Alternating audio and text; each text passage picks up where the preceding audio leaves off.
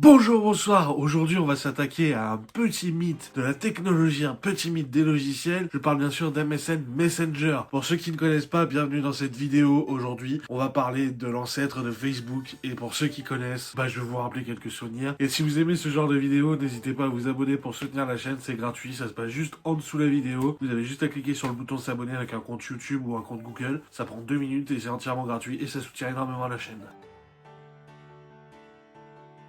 Lancé le 22 juillet 1999, MSN est pour beaucoup le premier logiciel de messagerie instantanée et pourtant ICQ, marque rachetée par AOL. Pour ceux qui connaissent pas AOL, c'est un ancien fournisseur d'accès internet qui était vraiment très mauvais et qui a été racheté par 9CTLGM, 9CGTEL. Et pour ceux qui ne connaissent pas 9CGTEL, avec leur pub que je trouvais hilarante quand j'étais petit. Qu'est-ce qu'il fait là? Il est venu nous installer notre 9-box. Oui, en cas de besoin, un technicien vient chez vous installer votre 9-box. Et sans frais supplémentaires. Non mais on n'a aucun problème d'installation, hein. Je suis le directeur marketing de Neuf. Enfin, Jean, c'est pour la pub. Qu'est-ce que tu fais dans cette tenue, toi, d'abord? Les créatifs pensent que ça ajoute une touche de glamour. Oui, et une pointe d'humour.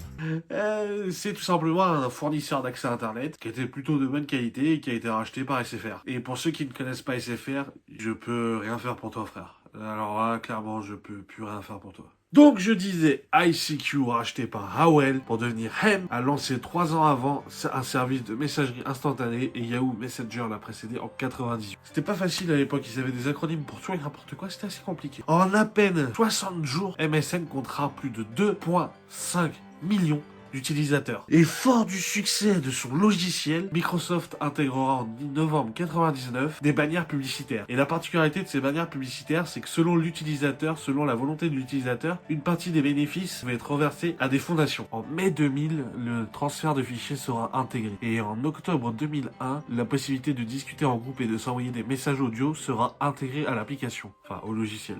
Tout s'enchaîne parfaitement, tout s'emboîte, tout se miraculise, tout se fait comme papa dans maman, jusqu'à la révolution en 2003. On a enfin la possibilité de personnaliser sa page de discussion avec un fond d'écran et de pouvoir changer son émoticône et de la personnaliser. Enfin, son icône plutôt. Et surtout, mais surtout, l'arrivée de ces petits bonhommes jaunes appelés émoticônes qui sont un tel succès, continue à les utiliser en 2021. En 2005, le Wiz débarque. Et pour ceux qui ne connaîtraient pas le Wiz, c'est une arme diabolique inventée par le diable lui-même, permettait d'envoyer un petit son sonore déstabilisant, perçant de tympan qui faisait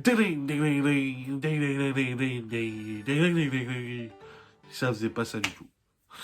Ça faisait pas ça du tout. Je suis pas du tout un imitateur de Wiz.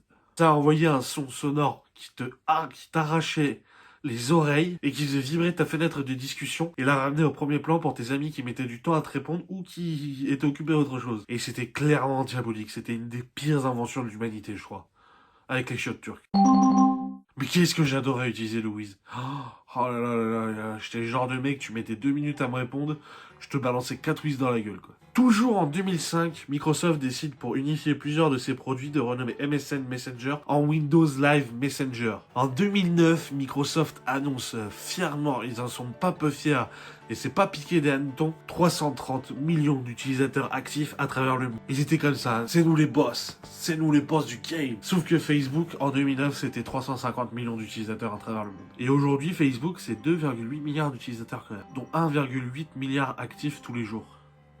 À travers le monde. Hein. En 2011, Microsoft rachète Skype pour 8,5 milliards de dollars. Et en 2012, ils annoncent la fermeture de Windows Live Messenger, mars-avril 2013. Et tous les utilisateurs MSN seront invités à migrer leur compte vers Skype.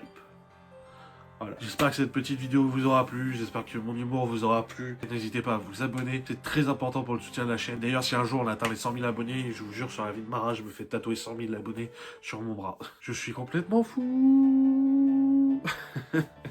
Bon, j'espère vraiment que cette vidéo vous aura plu. N'hésitez pas à la partager, à mettre un petit commentaire, ça fait toujours plaisir. Et moi, je vous dis à très vite pour de prochaines aventures.